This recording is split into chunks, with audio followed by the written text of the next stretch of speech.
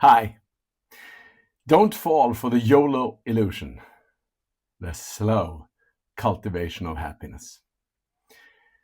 One morning, many years ago, I overheard my daughter Rosanna and my son Theo at the breakfast table. Rosanna was about 14 and Theo around 17. She asked, Theo, how do I help my friends who are about to do something risky and dumb? When I try to stop them, they just say, come on, you only live once. I remember thinking, that's such a good question. From just outside the kitchen, I listened for Theo's response. He said, they're right. You only live once. But I'll tell them that you also only have one life. So make decisions that, when added up, lead to happiness. Not just the momentary kind, but the kind that lasts. Then he added something surprisingly wise for his age. That includes doing things that don't feel good right away, like going for a run, doing hard work, or facing something uncomfortable. It's all part of it. It was one of those moments that made me deeply proud of my son. It also reminded me how early we start asking the big questions. What it means to live well, to choose wisely, to be happy. We live in a culture obsessed with the YOLO, or you only live once mentality. But real happiness comes from living with a long view in mind, from seeing your life as an accumulation of choices, of growth, of love, and of purpose. The power of purpose.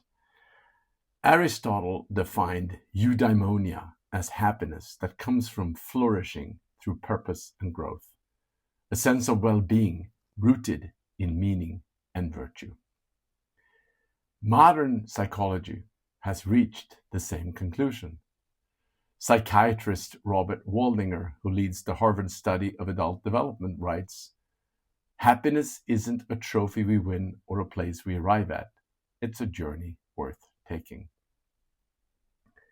True happiness, he explains, comes not from comfort, but from purpose and growth, which researchers now call eudaimonic well-being. This kind of happiness is not a fleeting emotion, but a way of being. It stands in contrast to much of our modern culture, which has become transactional. Many people are focused on questions like, what did I win? What did I buy? What did I achieve?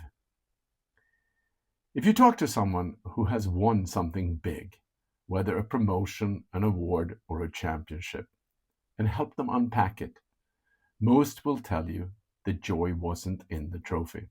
It was in the effort that got them there. The process itself was what made them feel alive. I often ask people, why were you born? And I'm surprised how many pause, smile, and admit they've never thought about it. Most of us know when and where we were born, but few of us consider why. Nietzsche once wrote, he who has a why to live can bear almost any how. I was fortunate to realize early in life that my purpose was connected to business, that work and values could align. My calling has been to help build companies with a mission as well as a model, organizations born with a purpose bigger than their product.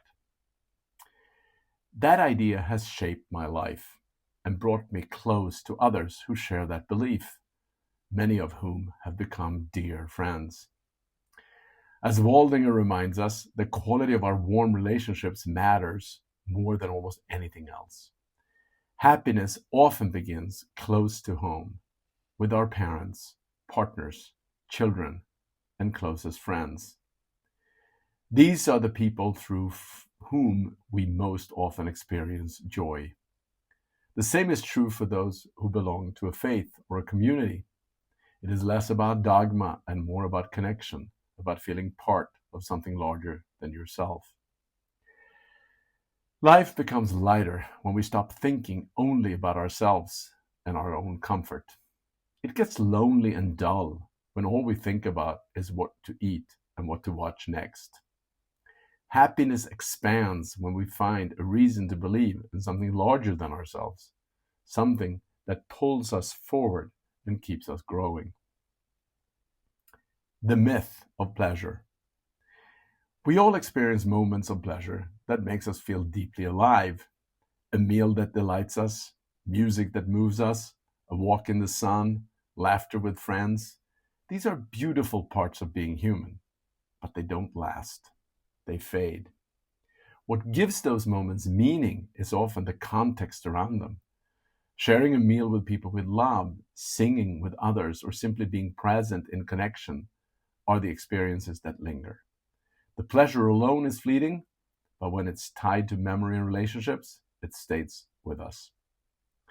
There is nothing wrong with pleasure. Happiness in the moment is not bad, it's just incomplete. Joy and comfort are necessary, but they are not sufficient. We need both joy in the present and purpose over time. Our culture has grown addicted to the quick hit, the endless chase for dopamine that trains us to crave what doesn't last. We've come to believe that happiness should be instant, that every action deserves a reward. Parents often teach it without realizing it. You play soccer, you get donuts. You do your homework, you get a prize. It's all a reward for short-term behavior. But real happiness doesn't work that way. The things that truly makes us happy take years, not seconds. They require patience, discipline, repetition, and constancy. They are not flashy, but they are what lasts. Tending the garden within. When I think about happiness now, I think of it as something tended, like a garden. The choices we make each day are seeds. Some grow quickly, like laughter with a friend, or the satisfaction of finishing something that mattered.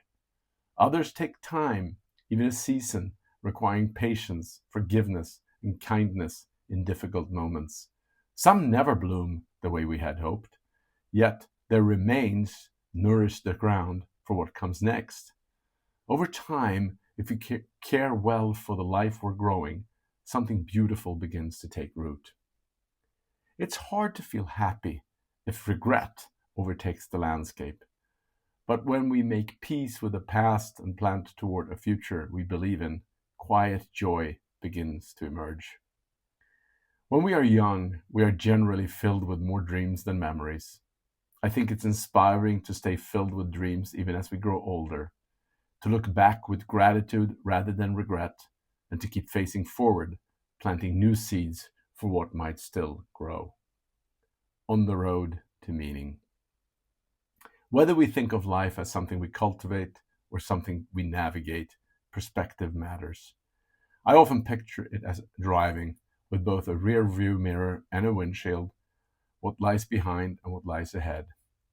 The hope is to build a life where the past offers peace and the future gives purpose. The windshield is larger than the rear view mirror, a reminder to look forward toward a wide range of possibilities more often than we look back. Happiness is less about arriving somewhere and more about being on the right journey. People love fixed goals. Get married, buy a house, make $1 million. But what happens when you check all the boxes? Then what? It's an insatiable way to live, chasing one target after another. The truth is that happiness is asymptotic. You never quite reach it. You just keep moving closer. The real goal in life is the journey, to find direction, momentum, and meaning in where you're heading. That does not mean goals are bad. They're useful mile markers along the way. You need them to stay oriented, to make sure you're not wandering aimlessly. Most of us want to stay healthy, eat well, move, sleep, laugh, and spend time with people we love. Those are the markers that keep us on the path towards happiness. Leadership and collective happiness. For decades, most of my work has been with mission-driven businesses. That is no accident. These kinds of companies attract people who want their work to matter. Some discover that consciously, others stumble into it, but in almost everyone I meet, the desire for meaning is already there. I see it in interviews all the time. Someone will say, I've had a good job, good pay, a solid career, but I've never felt truly happy selling what I sell. That is what purpose-driven work does. It gives people meaning, it connects them to something larger than themselves. Perhaps we could even call this eudaimonic capitalism. Inside the companies I'm involved with, we spend a lot of time talking about who people are, what they want from life, and where they feel strong or stuck. Culture is not about comfort. It's about creating the conditions for meaning and growth. Of course, people also work to make money. Compensation matters, but it's not enough. The psychologist Frederick Hertzberg once described this as the motivation hygiene theory. He found that the thing that demotivate people, poor pay, unsafe conditions, toxic leadership, are different from the things that truly motivate them, such as growth, agency, and purpose. The same principle applies to life. Money and comfort prevent misery, but they do not create joy. Meaning, contribution, and the chance to keep improving do. It's easy to say this when you have enough money, of course, and that is true. But I've seen plenty of evidence that wealth alone cannot buy happiness. The world is full of unhappy rich people and happy poor people, and vice versa.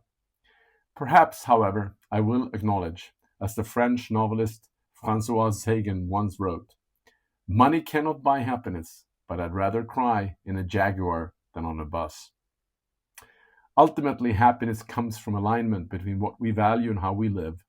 It means being content with what we see when we look in the mirror. But even in a life built on purpose, love and meaning, light and shadow always coexist. Holding pain with joy. For many of us, happiness can be hard to reconcile with the pain we see in the world. Yet these two things must coexist. Today we live in what feels like a constant contradiction.